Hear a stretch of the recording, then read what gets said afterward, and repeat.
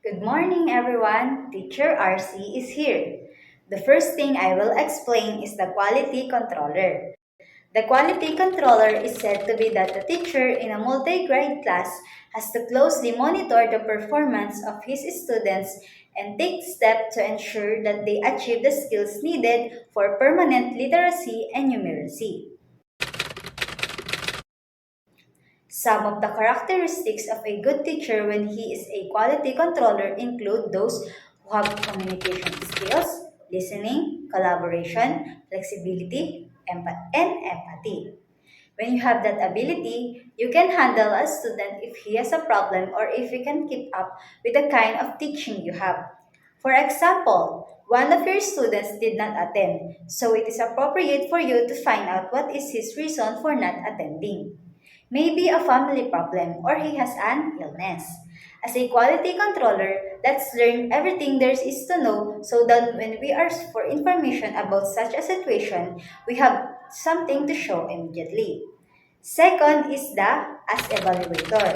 A teacher is responsible for the student from the moment he enters his school.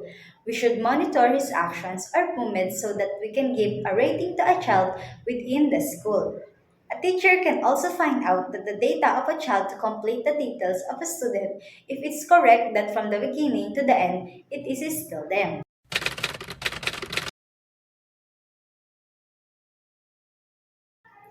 There is a child who does not go to school for more than a week. Their house is far away and it is narrow. There is someone you know in the other classroom. What you thought of doing is to give his mother a letter why he doesn't come. Here, you will find out the reason for his long absence. A second example of this is when the child comes to you who is having difficulty with the subject you are teaching. You give him a task that is easy but is still suitable for what you are teaching. You've given him time to catch up on what you're teaching. You've controlled the things you know are likely to happen. The example of as evaluator, your student asks for time to pass what he lacks and you give him time to do it. As a teacher, you have time to think because you are looking for a way to develop child even if he has difficulty completing what you ask them to do. Second is you rated a child's part because the school year will begin to end. You notice a blank in the grade kids. You talk to him to fill in this blank. You still evaluate even though he hasn't passed anything yet because you know you will run out of time if you wait for him.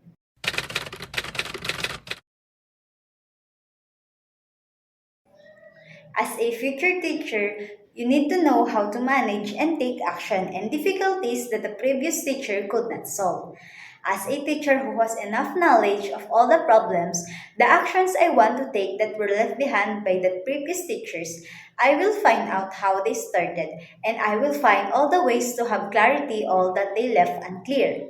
I will take faster action again so that this not happen again in the next generation.